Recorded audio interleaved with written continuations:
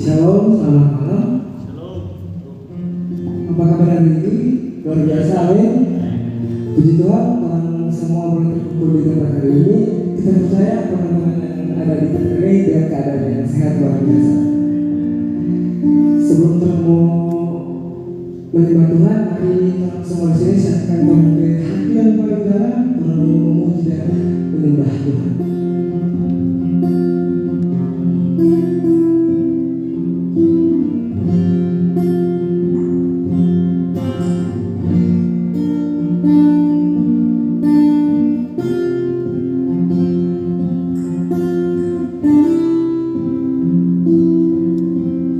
Tanpa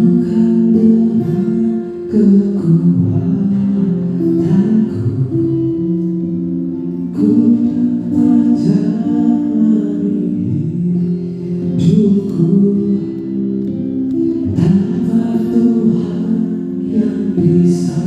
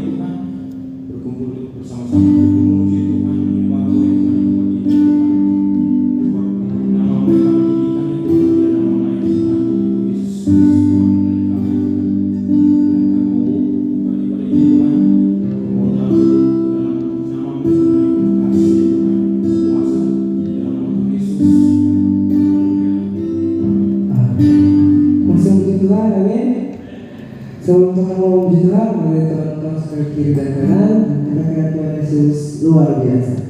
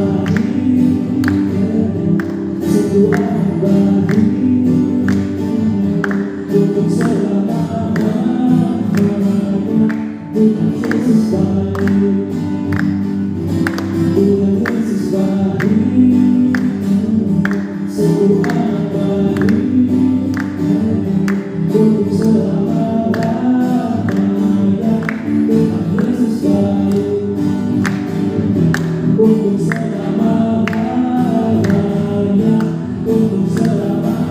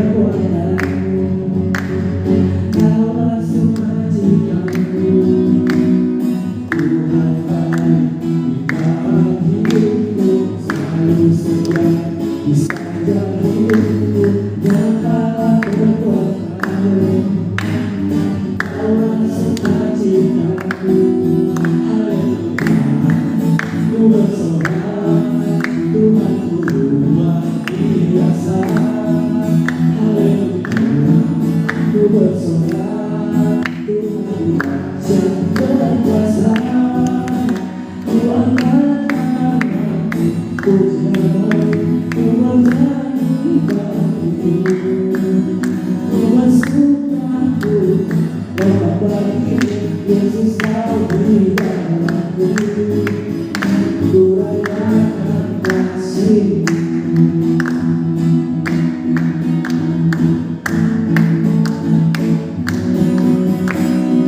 Tuhan baik di dalam hidupku, selalu setia di sepanjang hidupku, nyatakan perbuatan-Mu, Kaulah sukacitaku. Ku bersorak, Tuhanku luar biasa. Haleluya. Ku bersorak, Tuhanku dahsyat berkuasa. Tuhan katakan, puji nama-Mu, ku bernyanyi bagimu.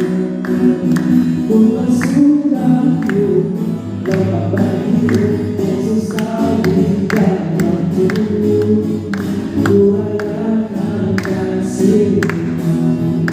Tuhan katakan, puji nama-Mu, ku bernyanyi bagimu. Ku bersyukur, Bapa bagiku, Yesus kau di dalamku, ku rayakan kasih-Mu. Haleluya, haleluya, haleluya, haleluya, haleluya, haleluya.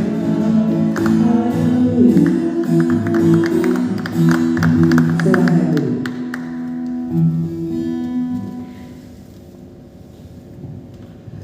Sebelum kita mulai mendengarkan firman Tuhan, di sini kita membuka. Mungkin ada teman-teman yang mau berkesaksian di depan. Belum ada, terang ada kabar dari Nathan. Kabar selama 1 minggu ini gimana, Nathan? Puji Tuhan, 1 minggu ini penyertaan Tuhan sungguh luar biasa. Luar biasa. Dari Darren, puji Tuhan, baik-baik selama 1 minggu ini masih dalam penyertaan Tuhan, walaupun banyak trouble, cuma puji Tuhan boleh berjalan dengan baik. Semua itu semua kebenaran Tuhan. puji Tuhan. Dari Vanus, kabar selama 1 minggu ini? Gitu. Dari Abang, kabar selama 1 minggu? Tuhan tetap kabar baik-baik. Tuhan selalu lindungi baik di perjalanan maupun tempat lain. Tuhan Yesus baik. Puji Tuhan. Oke, sekarang mari Tuhan siapkan terlebih hati untuk mau mendengarkan lagu firman Tuhan.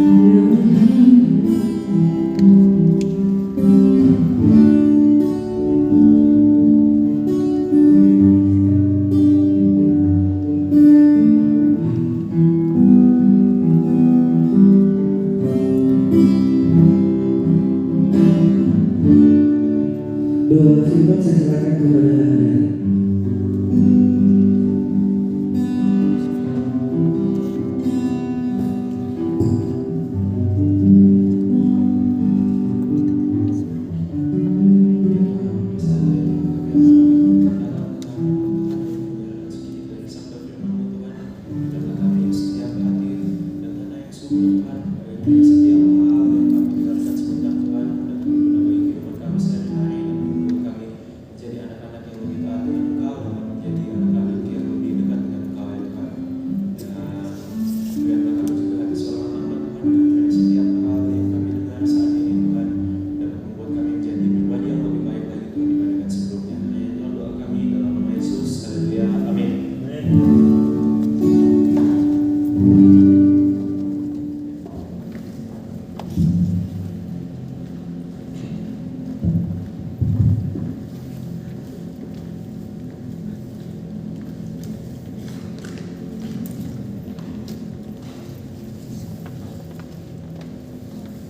Shalom. Pertama-tama mengucap syukur kepada Tuhan karena Tuhan masih dapat dukung oleh Tuhan ini yang jumlah lumayan banyak orang, dan juga terima kasih buat orang Ketua Youth yang kasih kesempatan kita untuk bawakan sedikit dari sabda firman Tuhan. Dan pada malam hari ini kita akan bawakan khotbah yang tidak terlalu panjang, cuma menurut kita ini lumayan besar jadi impact dalam kehidupan, yaitu kita mau bahas tentang tujuan hidup. Nah, coba teman-teman pikirkan apa Tuhan beri tujuan untuk lahir di dunia ini. Tidak bisa terlalu jauh, teman-teman pikir simple. Atau kalau di bahasa kasar, teman-teman kalau mau mati itu mau dikenal sebagai apa? Nah, mungkin teman-teman boleh ada di gambaran sedikit dalam pemikiran, dan kita membawakan tema ini karena kita terpikir tentang salah satu orang pernah bilang juga hal ini ke kita, dan kita pikir, oh iya Kak, kalau misalnya kita mau hidup di dunia ini tidak mungkin tidak ada tujuan, dan tidak mungkin kalau mau reach ini orang goals ini DP jalan itu mudah, tidak mungkin teman-teman, karena tidak mungkin orang tujuan itu cuma tujuan yang sekadar, apalagi ini orang main goals dalam orang kehidupan. Nah, mungkin orang ayat yang kita akan buka ini agak sedikit teman-teman bikin kita DP tema ini kulit ayat ini. Cuma teman boleh buka sama-sama di Yohanes 10 ayatnya yang ke-10.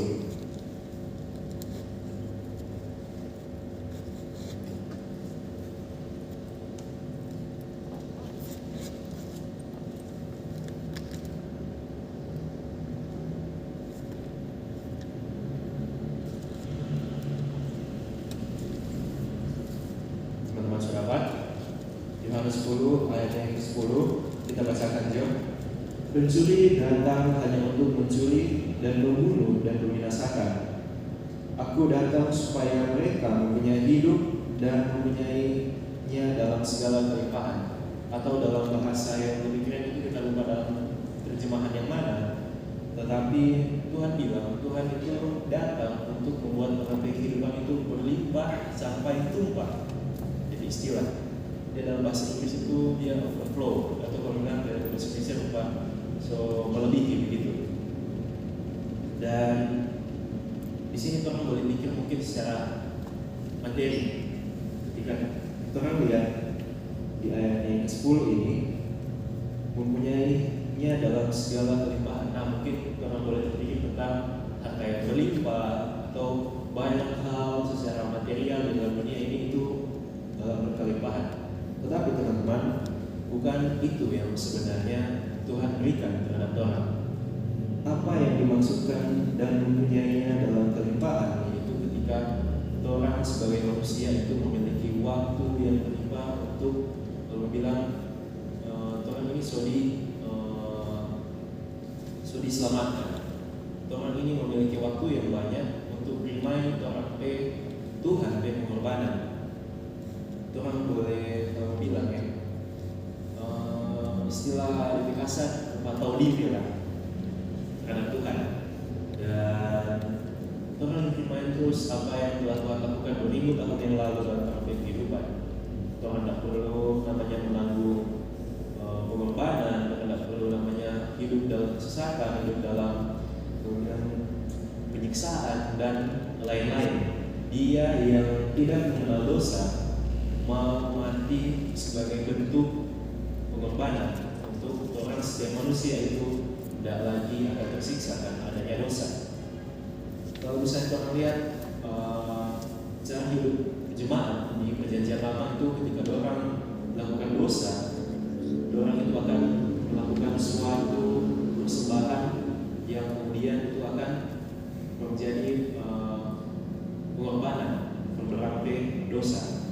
Dan tidak sembarang teman-teman kalau bilang ini hal yang dikorbankan untuk menebus orang berdosa. Kalau misalnya anak-anak itu yang bilang yang satu korbankan yang terbaik, satu orang dikorbankan cuma yang bilang yang itu begitu, dan yang sepanggal begitu.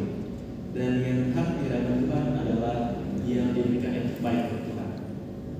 Dan itulah yang menebus dosa. Itu adalah yang terbaik. Nah, mempunyai dalam segala kelimpahan itu adalah ketika orang sebagai manusia itu memiliki banyak waktu yang berlimpah untuk mengenal Tuhan. Karena ada dalam satu ayat itu dia bilang di Amsal di Roma 14 ayat yang ke-12 dibilang, demikianlah setiap orang di antara kita akan memberi pertanggungjawaban tentang dirinya sendiri terhadap Allah. Dan segala dosa, segala perlakuan, segala hal yang orang lakukan dalam kehidupan di dunia akan orang bertanggungjawabkan. Ketika orang misalkan orang, itu yang orang akan tuai istilah. Apa yang akan orang sedikit dalam dunia ini, dalam kehidupan yang sementara ini, itu yang akan orang bertanggungjawabkan. Yang tidak ada ketika orang misalnya istilah orang apa ya?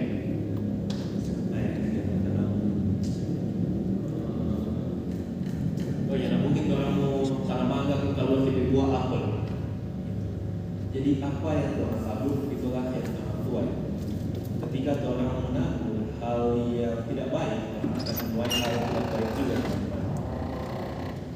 Nah, kalau kita lihat kenapa hal ini sangat penting? Karena orang ketika orang tidak ada tujuan hidup, orang bisa saja belok kiri, belok kanan, masuk lubang, naik ulang, dan itu adalah hal yang berbahaya dalam kehidupan sehari-hari. Ketika orang hidup tidak ada tujuan, seperti kita beberapa waktu yang lalu ketika kita lulus, kita berpikir, apakah kita bertujuan? Bapak Benny bilang lalu, kalau ketika orang menyelesaikan fase sekolah dalam waktu 1-2 bulan itu, orang akan merasa gimana? Merasa memang mungkin terlalu banyak free time, jadi rasa gimana? Kita bingung menjelaskan dalam bahasa Indonesia, cuma teman-teman mengerti mungkin kita bermaksud. Ketika orang tidak ada tujuan dan orang kehidupan dan orang mulai masuk yang bernama ke dalam zona nyaman, itu adalah sesuatu hal yang berbahaya teman-teman. Karena ketika orang Kristen itu nyaman dalam sesuatu yang bersifat duniawi, dia tidak akan mau mungkin melangkah atau lebih dekat bersama dengan Tuhan. Dan ini merupakan fakta teman-teman. Yang mampu mengubah orang diri itu adalah orang diri sendiri. Ketika ada kemauan dalam orang diri, itu yang akan push orang untuk berubah. Yang ada kalau misalnya teman-teman mau penginjilan, kita kasih istilah ya, atau kita kasih ilustrasi. Ketika teman-teman mau penginjilan, kalau bilang, oh aku kan yang mau menyala, kalau misalnya dalamnya mau kata, kalau misalnya dia di dalam suatu tempat yang terang, dia mesti berani move ke suatu tempat yang gelap. Kalau misalnya teman-teman penginjilan di tempat yang berokok atau mabuk-mabuk, atau teman bilang, ini begini masuk neraka. Bilang itu kalau teman-teman yang pada berbagi. Dan ini merupakan fakta. Orang ketika orang mendekati orang dengan lembut, nah ketika orang berkelembutan itu nyaman dengan orang mungkin akan dengar orang. Tapi cuma sampai pada situ. Ketika teman-teman, aku menanya teman-teman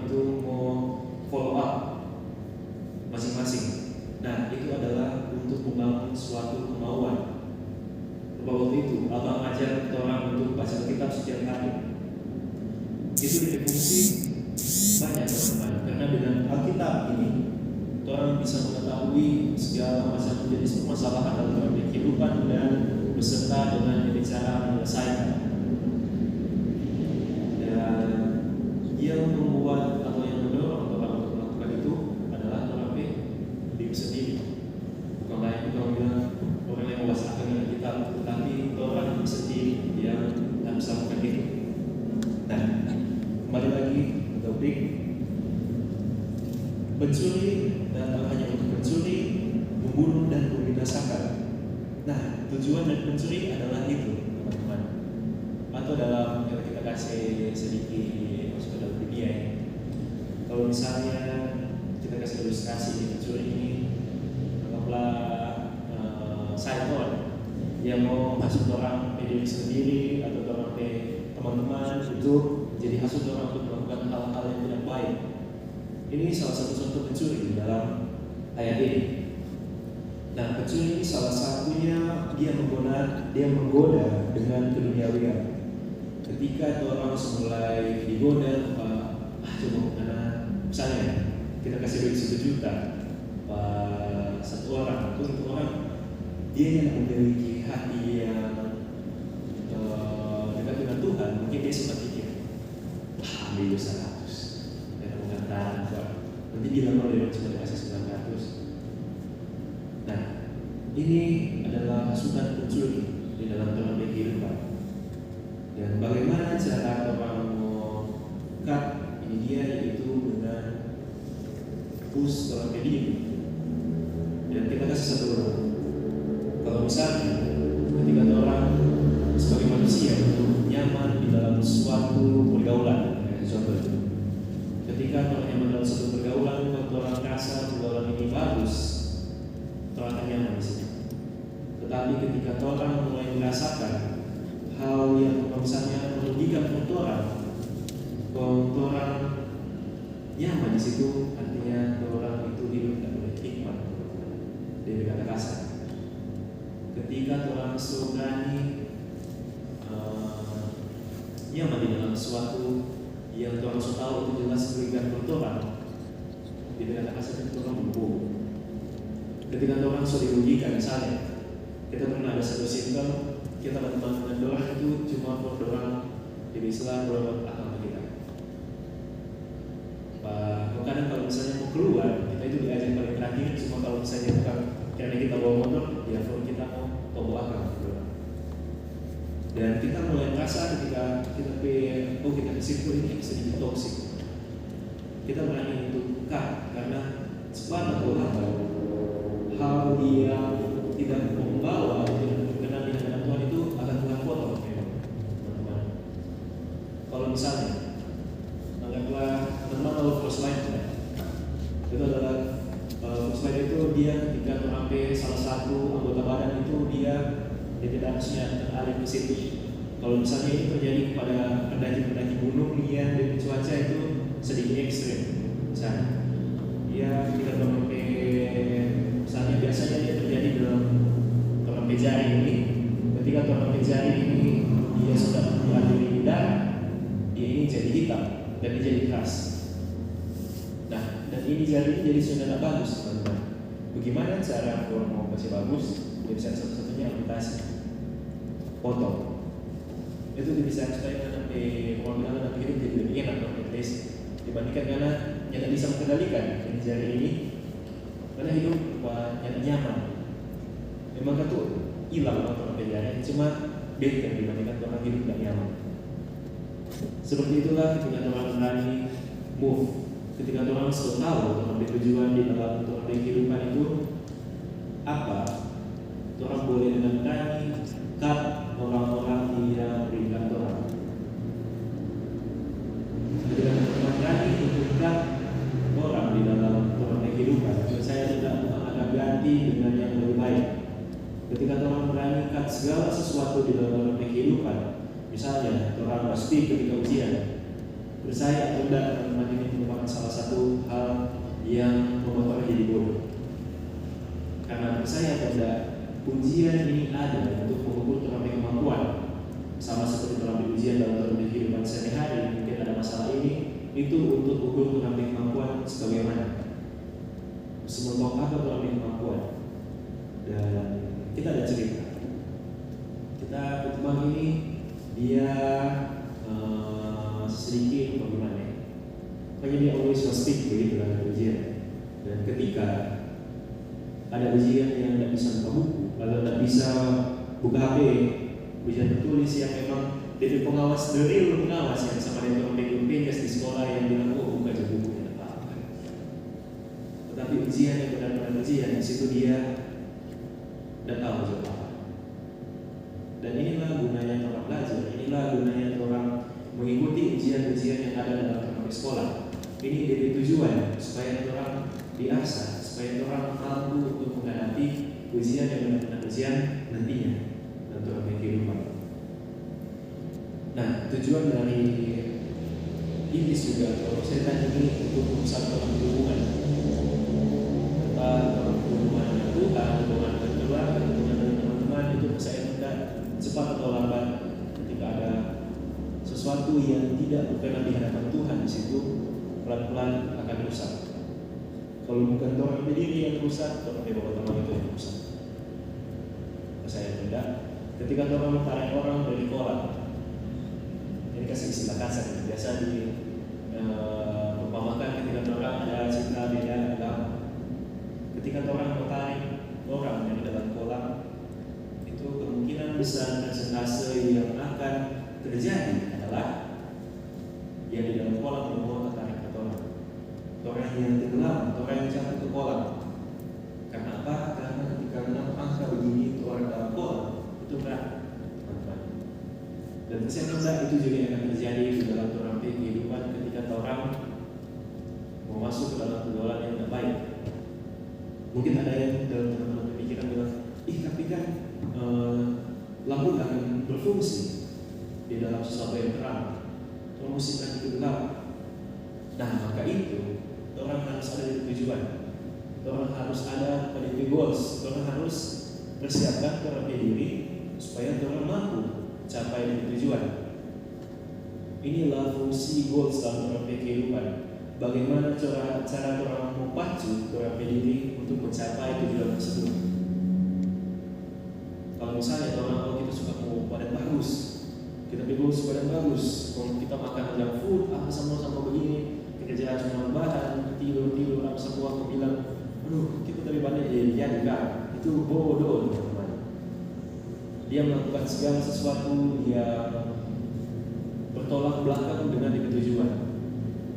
Dan jangan jadi seperti itu, karena Tuhan Yesus itu sudah datang untuk berikan orang kehidupan yang baik, teman-teman.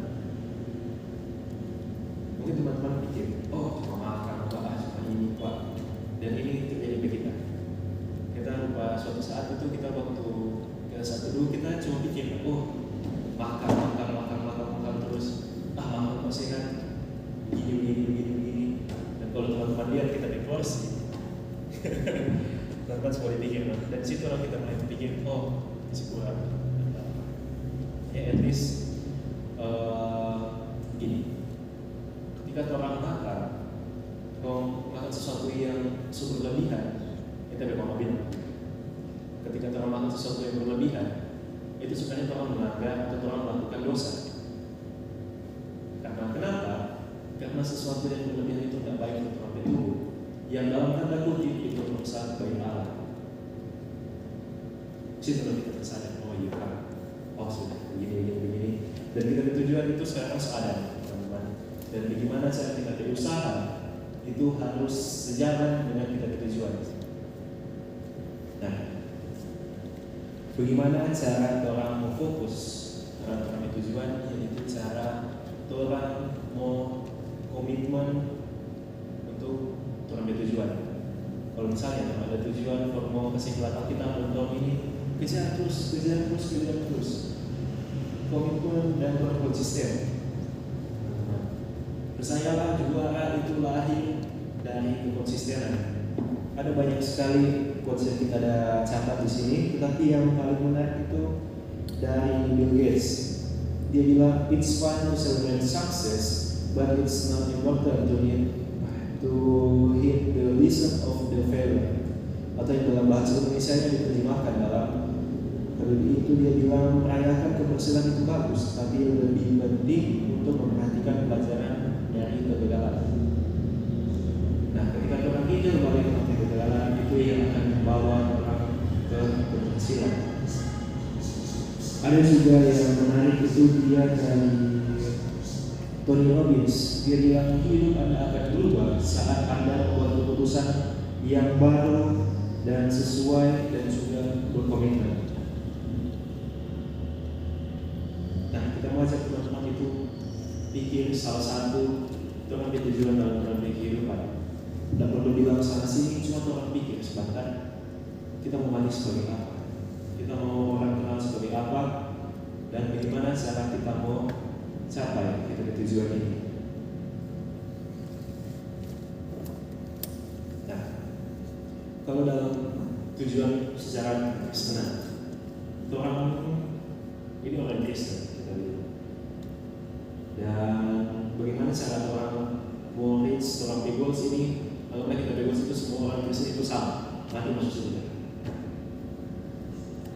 Nah, bagaimana cara orang hidup itu sejalan dengan orang kemauan, sejalan dengan orang tujuan, yaitu dekat dengan Tuhan. Karena apa yang selalu kita bilang, ketika orang mau mengasihi Tuhan, itu tidak mengubah Tuhan dikasih untuk orang. Yang akan mengubah itu adalah Tuhan dikasih ke Tuhan. Itu yang akan berubah. Ketika Tuhan rajin baca Alkitab, ketika Tuhan rajin menyembah, ketika Tuhan kasih waktu terhadap Tuhan, anggaplah 15 menit, 20 menit, 1 hari itu tidak mengubah Tuhan dikasih ke Tuhan. Tetapi yang jelas akan mengubah Tuhan dikasih pada Tuhan. Tuhan dikasih ke Tuhan itu sebentuk. Jadi bagaimana cara Tuhan mau tetapkan Tuhan tujuan dalam Tuhan kehidupan? Orang harus sejalan dengan Tuhan kehidupan, karena seperti apa yang kita bilang tadi, atau apa yang firman Tuhan sampaikan tadi di dalam Roma 14 ayat yang ke-12 itu ada pertanggung jawaban dalam setiap hal yang Tuhan lakukan. Ketika orang berani mengatakan segala sesuatu, orang berani ambil komitmen untuk orang mundur atau orang hidup itu jadi perjuangan. Dan siapa yang mau jadi perjuangan? Bagus kalau jadi perjuangan pun dia sadar, dia bikin jadi lebih bagus lagi. Karena seperti yang tadi yang dia bilang, orang tadi bilang dia itu melihat atau dia itu belajar dari kegagalan yang membuat dia jadi sukses, teman-teman. Dan sebagai penutup, kita mau satu cerita itu ada seorang yang kalau bilang dia berusaha dengan mimpi itu sejalan. Dia adalah suatu orang main basket legenda yang bilang salah satu one of the best atau bilang yang istilah good dalam basket itu Michael Jordan. Dia lakukan di pelatihan, dia lakukan segala hal yang bisa dia lakukan untuk menjadi pemain basket. Dia melakukan segala hal yang dia bisa juga untuk membesarkan bisnis. Dan dia sudah bisnis dari dia masih kecil. Bagaimana cara dia jual ini, dapat harga ini, itu dia lakukan semenjak kecil. Ketika orang sukses di sekitar orang, itu karena dia ada di tujuan. Seperti itu tujuan dalam Tuhan kehidupan. Jadi apa Tuhan tujuan untuk hidup di tempat ini? Hidup yang kalau bilang untuk ini Tuhan hidup paling 80, puji Tuhan kalau 90. Kalau bagaimana kalau misalnya soal 20 kok Tuhan bantu? Hidup cuma satu kali. Jadi bagaimana cara orang melakukan kehidupan ini agar orang menjalankan orang kehidupan ini itu seturut dengan Tuhan tujuan. Jangan mau nanti pas Tuhan semua panggil atau sakit-sakit, Tuhan berpikir. Yang tadi kita selalu, jadi kita ada begini kan lalu. Jadi jangan ada masalah dalam kehidupan, Tuhan fokus dalam Tuhan tujuan dan percaya rendah ketika Tuhan tahu Tuhan tujuan itu di dalam doa terhadap Tuhan. Tuhan akan bantu untuk orang capai tujuan. Oke, ada firman Tuhan. Mari kita langsung berdoa, kita mau berdoa. Tuhan Bapa kami yang dalam kerajaan surga Tuhan, terima kasih atas setiap hal yang telah Engkau berikan Tuhan, pengorbanan yang begitu luar biasa Tuhan, dan setiap hal yang telah Engkau izinkan terjadi dalam kehidupan kami sehari-hari Tuhan. Kami percaya setiap itu merupakan salah satu hal yang dapat membawa kami menjadi lebih dekat dengan Engkau, dapat menjadikan kami lebih dekat dengan tujuan kami Tuhan. Dan ketika kami percaya Tuhan dalam Engkau, Engkau akan membawa kami semakin dekat dengan tujuan kami dalam kehidupan kami Tuhan. Dan kami percaya Tuhan, setiap hal yang Engkau izinkan terjadi di dalam kehidupan kami merupakan kehendak dari Engkau. Kalau dibilang Tuhan, mungkin tidak setiap hal yang terjadi dalam dunia ini baik terhadap kami, dan kami percaya ketika kami bersama dengan Engkau, kami mengatakan tidak terhadap dunia yang hadir Tuhan. Dan kami percaya terhadap Engkau, kami mengamalkan kami terhadap Engkau Tuhan. Hanya Engkau dapat menjaga kami, Engkau dapat menuntun kami dalam kehidupan kami sehari-hari. Hanya setiap tujuan dalam kehidupan kami dapat dicapai bersama dengan Engkau. Hanya Tuhan doa kami dalam nama Yesus. Haleluya. Amin. Oke, terima kasih untuk Brother karena telah menyampaikan sebagai firman Tuhan. Sekarang kita mau memberikan persembahan sekaligus sebuah pengumuman dari Brother kedua ini.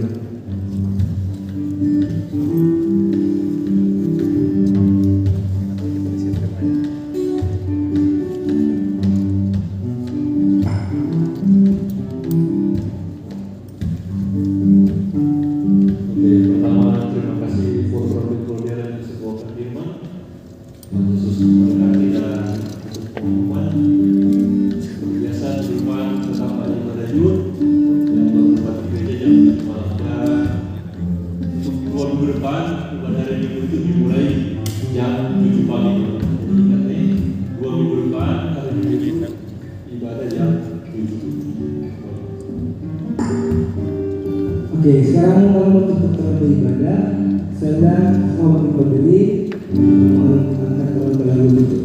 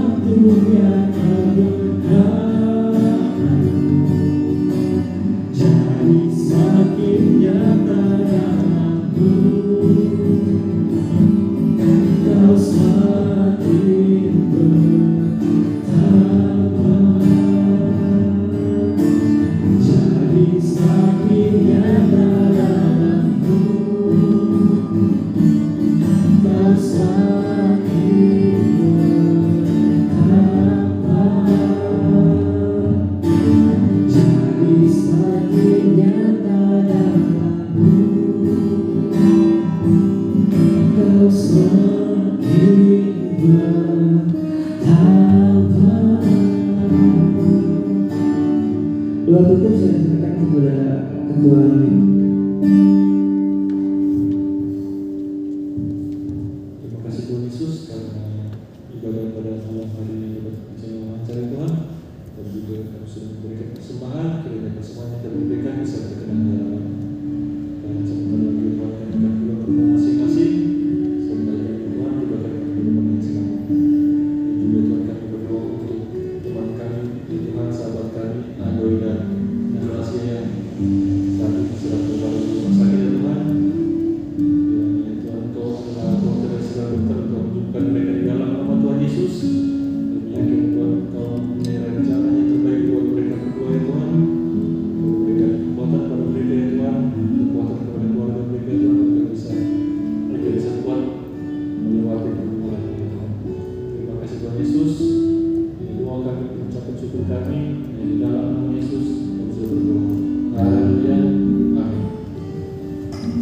Shalom dan selamat.